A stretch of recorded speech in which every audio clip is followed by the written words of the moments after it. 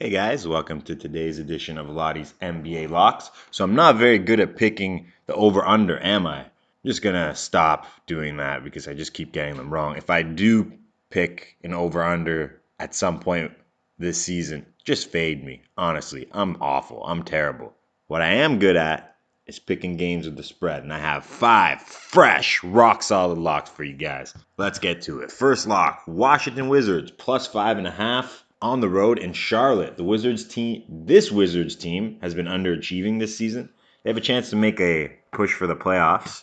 They had a nice All-Star break. Bradley Beal was an integral part of LeBron James' team coming back in the All-Star game. He'll be feeling himself coming back. And they're up against one of the teams that will be battling for a playoff spot in the East. That we need to win every game level of urgency is not quite there for the Hornets while it is for the Wizards. That's why we're taking them plus 5.5 for lock number 1. Lock number 2, the Orlando Magic minus 8 at home against the Chicago Bulls.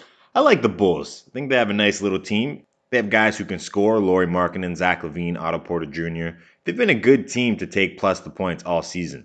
Now it's reading week for a lot of university and college students in Canada. In the States, you guys call it spring break. But regardless, if you went to school at any point in your life, anywhere in the world, you will have had some kind of break that you went on during your school year. What's it like at school before the break compared to after the break? Before, it's a nightmare. You're scrambling to finish end of the semester assignments while studying for your exams, while still going to class, while studying on your lunch break. And it's been 3 or 4 straight months of going to class 8 hours a day, 5 days a week. You're sick of it. But when you come back from the break, you know that first week back is relaxed. You're excited to see all your friends. You're determined this semester to keep up with your assignments so they don't pile up at the end like they did last semester. Now imagine before you come back, they tell you, you did so poorly last semester that it doesn't really matter what you do this semester. You're going to have to do this year all over again. What are you going to do? Probably not going to go to many of your classes. Probably not going to take notes when you do go to class. You're definitely not doing any of your assignments. At points throughout the semester, you'll feel guilty that you're not at least going to class so you can prepare yourself for next year. So every now and then you'll show up, but largely, you're just coasting until you get to the summer break. That's the Chicago Bulls right now. They know no matter what they do, they're not playing in this year's playoffs. And so every now and then, their pride will kick in and they'll show up for a game or two. But for the most part, they're coasting until the end of the season. It will take a few bad losses before their pride starts to kick in. Just like it will take a few weeks of skipping class before the guilt trip kicks in. Lock number 2, Orlando Magic, minus 8 at home against the Chi-City Bulls. Lock number 3, Minnesota Timberwolves, minus 4.5 in New York. Generally a good idea to bet against the Knicks.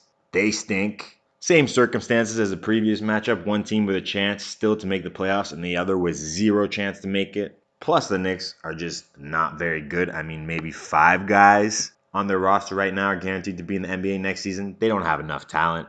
Lock number 3, Minnesota Timberwolves, minus 4.5 against the Knicks. Lock number 4, the Los Angeles Clippers, minus 2 on the road in Memphis. Again, the Clippers still have something to play for here. They went 2-2 after they traded Tobias Harris, including a come-from-behind win in Boston. So they've shown some fight. The Grizzlies don't have anything to play for. This won't be an easy team to beat in Memphis, but they're most vulnerable now in the first game after the break. Again, after a few home losses, the pride will kick in and then they'll be a difficult team to beat. But right now, there isn't a lot of motivation for them. Lock number 2, LA Clippers, minus 2 in Memphis. Last lock, Utah Jazz, plus 4.5 in Oklahoma. I don't trust the Thunder coming out of the break. In yesterday's show, I talked about how Harden and Paul always have to work to make it work.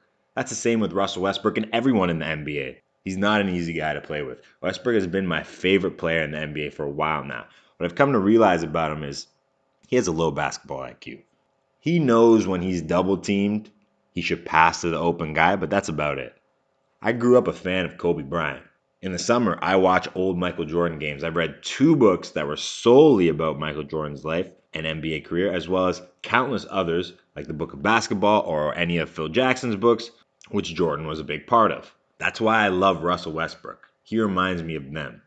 The difference is that Bryant, and especially MJ, had a great command of the game and their game. They knew when they were hot, when they should attack a double team, when they should pass out of one, because they knew their games.